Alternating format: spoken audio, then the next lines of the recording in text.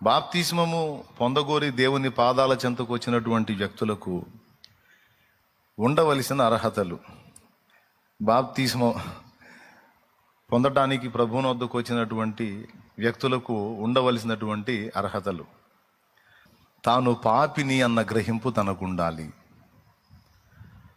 తాను పాపిని అన్న గ్రహింపు ఎవరికైతే ఉంటుందో ఆ వ్యక్తి బాప్తిస్మం పొందనర్హుడు, అర్హురాలు. పసిపిల్లలకు ఆ గ్రహింపు ఉండదు గనుక పసిపిల్లలు బాప్తిస్మానికి అనర్హులు. ఎందుకంటే తాను పాపినో పరిశుద్ధుడినో వాడికి తెలియని స్థితి. అది ఒక ఏజ్ నుంచి వాళ్ళకి ఆ స్పర్శ ఉంటుంది. కనీసం 10 ఏళ్లకు పైబడినటువంటి ప్రాయంలో వాడు ఆ పని ఈ పని చేసేటప్పుడు ఎక్కడో చోట ఏదో తేడా పడతా ఉంటాడు. వాడికి కూడా తెలుసు.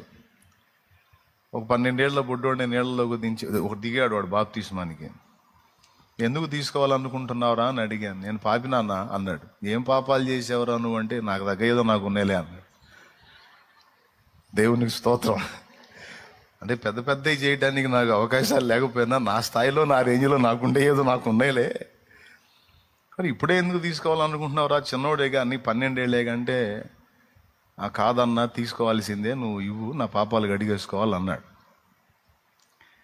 పెద్దయినా తీసుకుందో కానీ లేరా, అదంతా ముసలోళ్ళ పని, సరుకు అయిపోయిన వాళ్ళకి దేవుడా అనుకుంటే సరిపోయిద్దిరా, నువ్వు చిన్నోడివి, బోల్డంత ఫ్యూచర్ ఉంది, ఇప్పుడు ఎందుకురా అంటే వాడు సీరియస్గా నాకు వెళ్ళి చూసి, శాలేమన్నా రేపు నేను చచ్చిపోతే నా ఆత్మకు లెక్క చెబుతావా అన్నాడు.